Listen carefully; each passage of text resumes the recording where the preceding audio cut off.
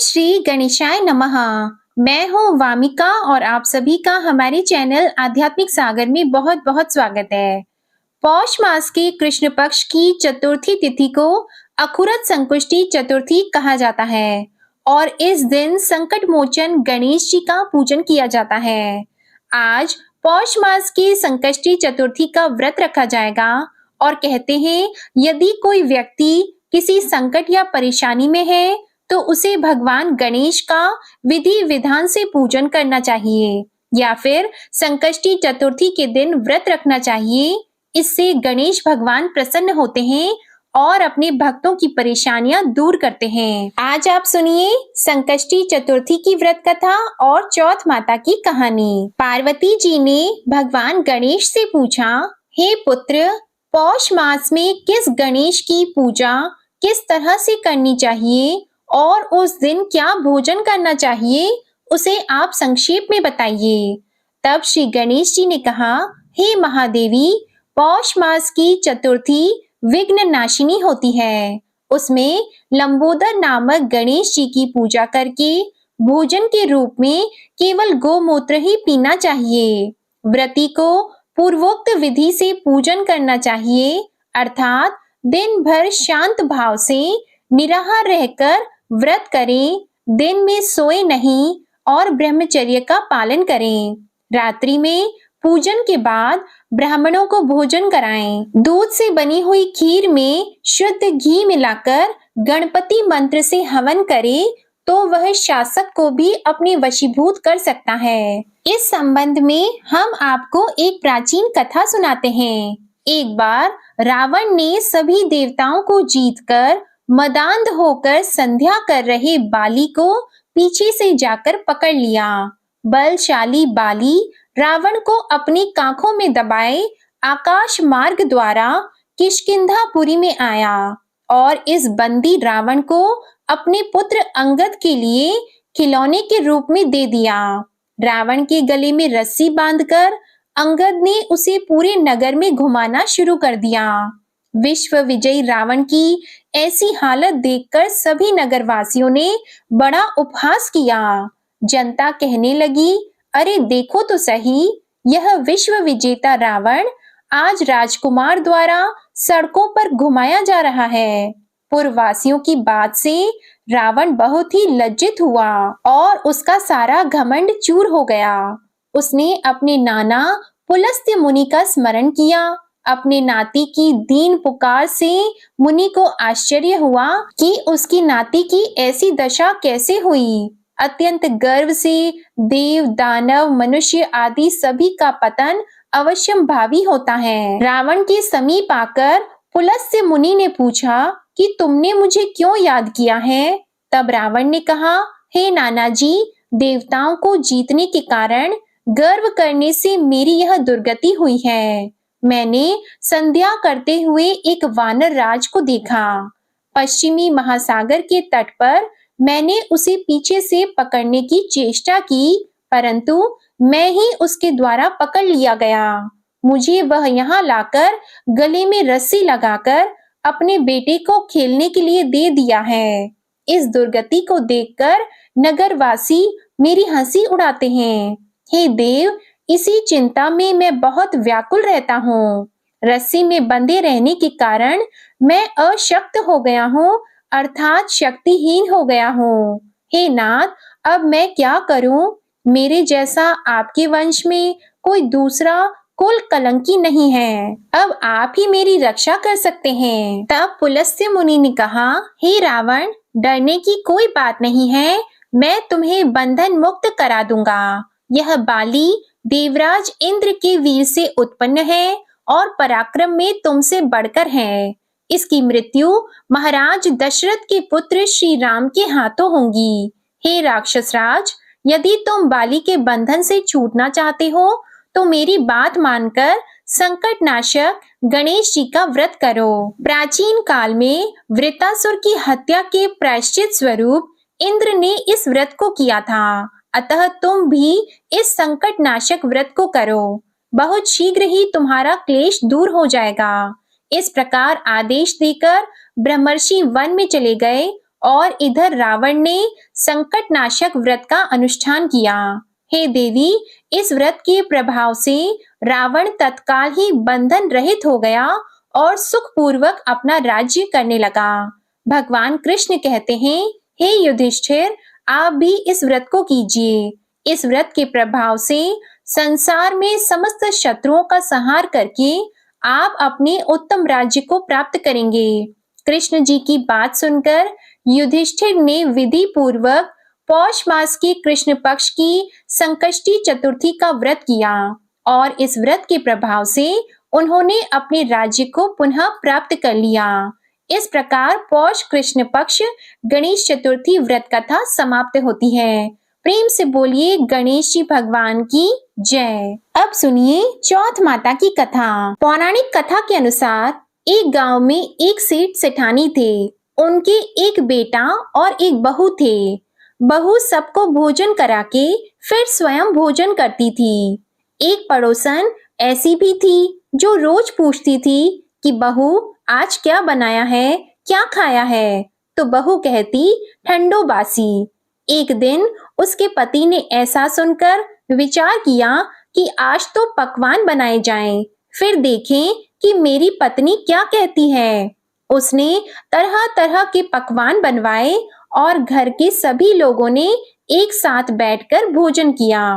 आज भी पड़ोसन ने पूछा तो बहू ने कहा कि ठंडो बासी। सेठ के लड़के ने सोचा, हो न हो कोई बात अवश्य है जिससे कि मेरी पत्नी ऐसा कहती है।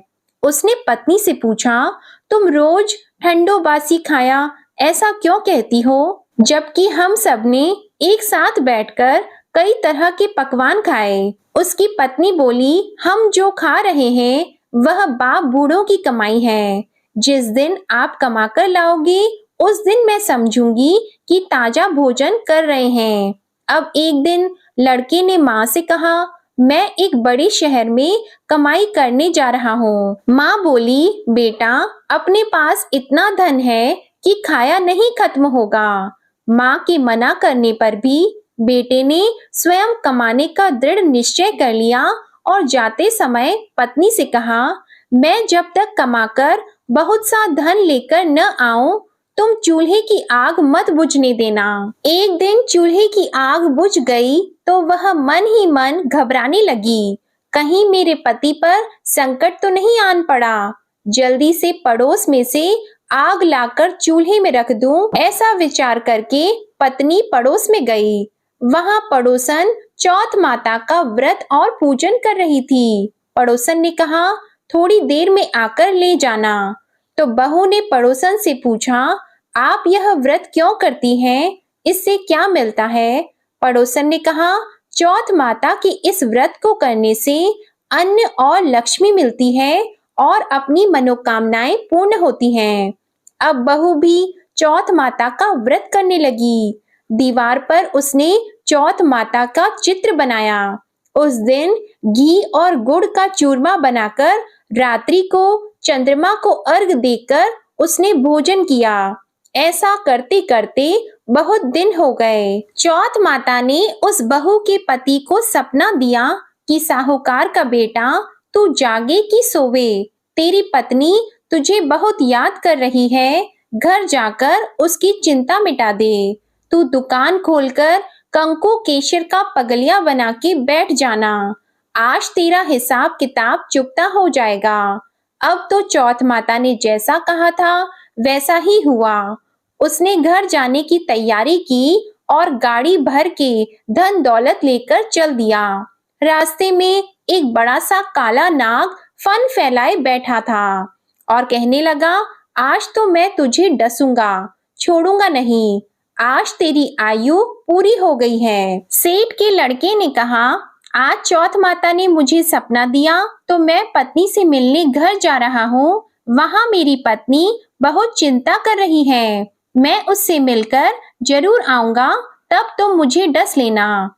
नाग ने कहा, तुम शपथ पूर्वक कहकर जाओ तो मैं तुम्हें जाने दूंगा, परंतु लौट कर नहीं आए तो तुम्हारे घर आकर मैं तुम्हें डस लूंगा। इस प्रकार सांप को वचन देकर वह घर पहुंचा। वहां सभी से हंसी खुशी से मिला और भोजन करने उदास होकर बैठ गया। उसकी पत्नी ने उदास होने का कारण पूछा तो पति ने काले नाग वाली बात बताते हुए कहा कि यदि मैं उसके पास नहीं जाऊंगा तो वह घर आकर ही मुझे डस लेगा। पत्नी बहुत चतुर थी। उसने कहा कि आप घबराओ नहीं, लेट जाओ, मैं एक उपाय करती हूँ। पत्नी ने कमरे की 7 पेड़ी धोई। पहली पेड़ी पर रेत, दूसरी पर इत्र, तीसरी पर गुलाल, फूल, चौथी पर कंकु केशर, पांचवी पर लड्डू पेड़ा, छठी पर गादी गलीचा और 7वीं पेड़ी पर दूध का कटोरा भरकर रख दिए। इस प्रकार वह 7 ही पेड़ी सजाकर बैठ गई। आधी रात होते ही नाग आकर पेड़ी चढ़ने लगा।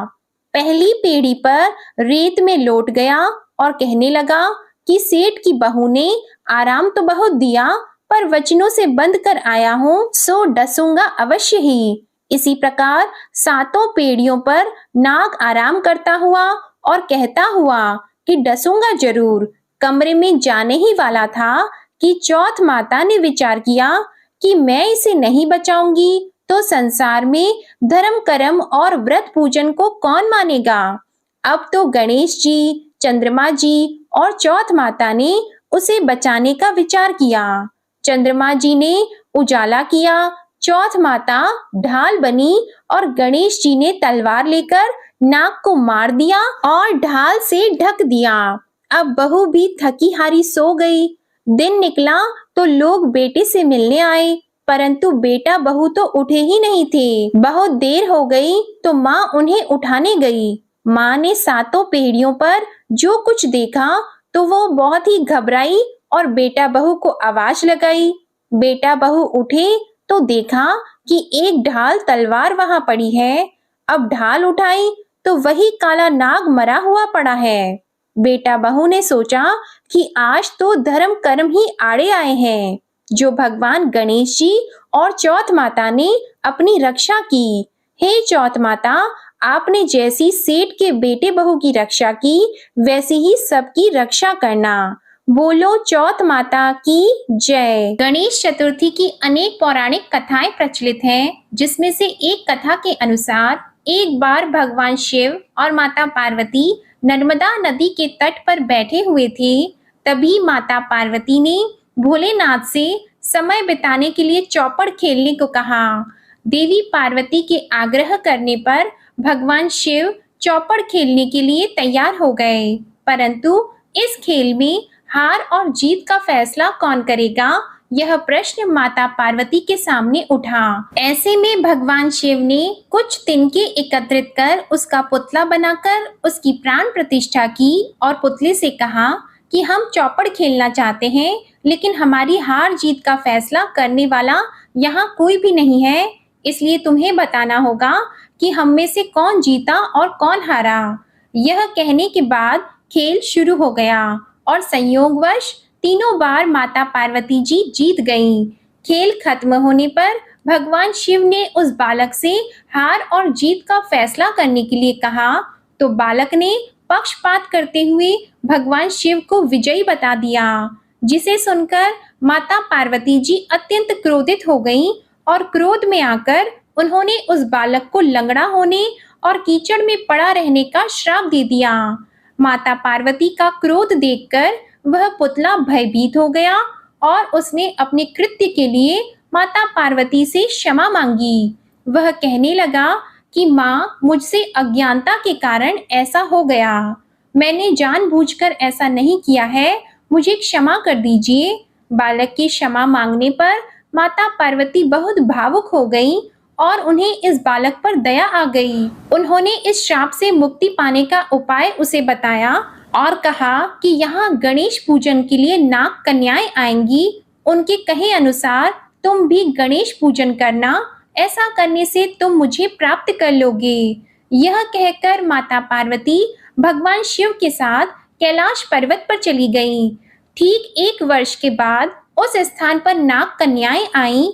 नाग कन्याओं से बालक ने विघ्नहर्ता भगवान गणेश के व्रत और पूजन की विधि पूछी। पूजा विधि जानने के बाद उस बालक ने लगातार 21 दिनों तक गणेश जी का व्रत और पूजन किया। उसकी भक्ति भाव से प्रसन्न होकर भगवान गणेश जी ने उस बालक को साक्षात दर्शन दिया और मनोवांछित फल मांगने को कहा। इसके बाद वह बालक कहने लगा, हे विनायक जी, मुझे इतनी शक्ति दे दीजिए कि मैं अपने पैरों से चलकर अपने माता पिता के पास कैलाश पर्वत पर पहुंच सकूं। विनायक जी ने तथास्तु कहकर उस बालक की अपंगता दूर कर दी। फिर कैलाश पर्वत पर पहुंचने के बाद बालक ने अपनी कथा भगवान शिव को सुनाई। उधर चौपड़ वाले दिन से ही माँ पार्वती भोलेनाथ से नाराज हो गई थी। ऐसे में भगवान शिव ने भी बालक के बताए अनुसार 21 दिनों तक गणेश जी का व्रत और पूजन किया। इस व्रत के प्रभाव से माता पार्वती के मन में जो भगवान शिव के प्रति नाराजगी थी वह भी दूर हो गई। इसके बाद यह व्रत भगवान शिव ने माता पार्वती को बताया, जिसे सुनकर माता पार्वती जी के मन में भी अपने पुत्र कार्तिकेय से मिलने की इच्छा हुई। पुत्र कार्तिकेय से मिलने के लिए माता पार्वती जी ने विघ्नहर्ता भगवान गणेश जी का व्रत और पूजन किया और व्रत के 21वें दिन वे स्वयं ही माता पार्वती से मिलने आ गए। उस दिन से विघ्नहर्ता भगवान गणेश जी का ये व्रत अत्यंत फलदायी माना जाता है। इस दिन व्रत रखने और विधि विधान से गणपति जी की पूजा अर्चना करने से भक्तों पर गणेश जी की विशेष कृपा बनी रहती है। अब आप सुनिए दूसरी पौराणिक कथा। कथा के अनुसार एक बार सभी देवी देवता संकट में घिर गए थे और उसके निवारण के लिए वे भगवान शिव के पास कैलाश पर्वत पर जा पहुंचे। उस समय भगवान शिव और माता पार्वती अपने दोनों पुत्रों कार्तिकेय जी और गणेश जी के साथ बैठे हुए थे। देवताओं की समस्या सुनकर भगवान शिव ने अपने दोनों पुत्रों की तरफ देखा और उनसे पूछा कि आप दोनों में से देवताओं की इस समस्या का समाधान कौन कर सकता है। ये सुनते ही गणेश जी और कार्तिकेय जी दोनों ने एक ही स्वर में खुद को इसके योग्य बताया। यह सुनने के बाद भगवान शिव बहुत प्रसन्न हुए, लेकिन वे असमंजस में भी पड़ गए कि आखिरकार दोनों में किससे इस कार्य को सौंपा जाए। ऐसे में भगवान शिव ने कहा कि आप दोनों में से जो सबसे पहले पूरी पृथ्वी की परिक्रमा करके आएगा वही देवताओं की मदद करने के लिए पहले जाएगा। पिता की बात को सुनकर कार्तिकेय जी तो अपने वाहन मोर पर बैठकर पृथ्वी की परिक्रमा करने के लिए निकल गए, किंतु गणेश जी थोड़ा सोच में पड़ गए। एक तो उनका भारी भरकम शरीर, ऊपर से उनका वाहन भी मूषक था जो बहुत धीरे धीरे चलता था। अगर वो पृथ्वी की परिक्रमा लगाने के लिए जाए तो उन्हें बहुत समय लग जाता। फिर कुछ सोच विचार कर गणेश जी उठे और उन्होंने माता पार्वती जी और भगवान शिव जी की 7 बार परिक्रमा कर ली। परिक्रमा करने के बाद फिर माता और पिता के चरणों में बैठ गए। भगवान शिव यह देखकर बहुत प्रसन्न हुए। उन्होंने गणेश जी से परिक्रमा करने का कारण पूछा तो गणेश जी ने बड़े भोलेपन से भोले शंकर को उस सवाल का जवाब देते हुए कहा कि माता पिता के चरणों में ही तो समस्त लोक होता है। उनके इस जवाब को सुनकर भगवान शिव अत्यंत प्रसन्न हुए और फिर गणेश जी को देवताओं की मदद करने का आदेश दे दिया। ऐसा कहा जाता है कि जो भी गणेश चतुर्थी के दिन विधि विधान से गणपति जी की पूजा अर्चना करेगा उसकी सभी मनोकामनाएं पूर्ण होंगी और सभी कष्ट दूर हो जाएंगे। मान्यता है कि उसी दिन से गणेश चतुर्थी का ये दिन मनाया जाने लगा। अब आप सुनिए श्री गणेश चालीसा पाठ। जय गणपति सद्गुण सदन, कविवर बदन कृपाल, विघ्न हरण मंगल करण, जय जय जय गिरिजालाल। जय जय जय गणपति गणराजू, मंगल भरण करण शुभ काजू, जय जगबदन सदन सुखदाता, विश्व विनायक बुद्धि विधाता, वक्रतुंड शुचि शुंड सुहावना, तिलक त्रिपुंड भाल मन भावन, राजत मणि मुक्तन उर्माला, स्वर्ण मुकुट शिर नयन विशाला, पुस्तक पाणि कुठार त्रिशूलम, मोदक भोग सुगंधित फूलम, सुंदर पीतांबर तन साजित, चरण पादुका मुनि मन राजित, धनि शिव सुवन षडानन भ्राता, गौरी लालन विश्व विख्याता, रेति सेति तव चवर सुधारी, मूषक वाहन सोहत द्वारी, कहो जन्म शुभ कथा तुम्हारी, अति शुचि पावन मंगलकारी, एक समय गिरिराज कुमारी, पुत्र हेतु तप कीन्हा भारी, भयो यज्ञ जब पूर्ण अनूपा, तब पहुँचियो तुम धरि द्विज रूपा, अतिथि जान के गौरी सुखारी, बहुविधि सेवा करी तुम्हारी, अति प्रसन्न हवे तुम वर दीन्हा, मातु पुत्र हित जो तप कीन्हा, मिलहि पुत्र तुहि बुद्धि विशाला, बिना गर्भ धारण यही काला, गणनायक गुण ज्ञान निधाना, पूजित प्रथम रूप भगवाना, अस कही अंतर ध्यान रूप होवे, पालना पर बालक स्वरूप होवे, बनि शिशु रोदन जब ही तुम ठाना, लखी मुख सुख नहीं गौरी समाना, सकल मगन सुख मंगल गावही, नाभते सुरन सुमन वर्षा वही, शंभु उमा बहुदान लुटावही, सुर मुनि जत सुत देखन आवही, लखी अति आनंद मंगल साजा, देखन भी आए शनि राजा, निज अवगुण गुण शनि मन माही, बालक देखन चाहत नाही, गिरिजा कछु मन भेद बढ़ायो, उत्सव मोरन शनि तुहि भायो, कहत लगे शनि मन सकुचाई, का करि हो शिशु मोहि दिखाई, नहीं विश्वास उमा उर भयहु, शनि सो बालक देखन कहयौ, पद तहि शनि दृग कोण प्रकाशा, बालक सिर उड़ गयो आकाशा, गिरिजा गिरि विकल हवि धरणी, सो दुख दशा गयो नहीं वरणी, हाहाकार मच्यो कैलाशा, शनि कीन्हो लखी सुत को नाशा, तुरत गरुड़ चढ़ी विष्णु सिधायो, काटी चक्र सो गज सिर लाई, बालक के धर ऊपर धारियो, प्राण मंत्र पढ़ शंकर डारियो, नाम गणेश शंभु तब कीन्हे, प्रथम पूज बुद्धि निधि वर दीन्हे,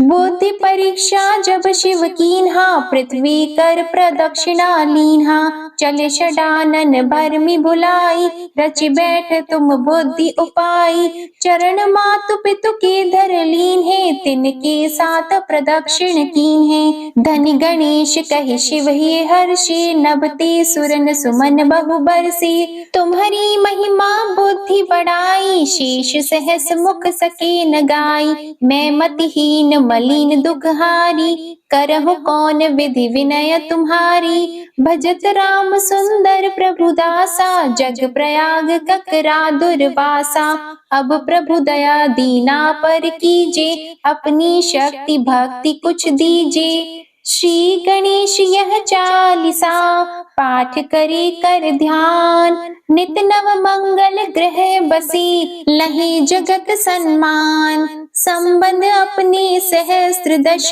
ऋषि पंचमी दिनेश, पूर्ण चालीसा भयो, मंगल मूर्ति गणेश।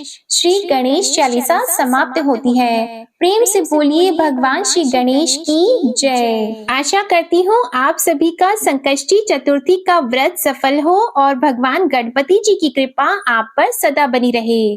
आपको आज की कथा, ये वीडियो और चालीसा पसंद आए तो वीडियो को लाइक करके चैनल को जरूर सब्सक्राइब करिएगा और कमेंट में भगवान गणपति जी की जय जरूर लिखिएगा। ओम श्री गणेशाय नमः।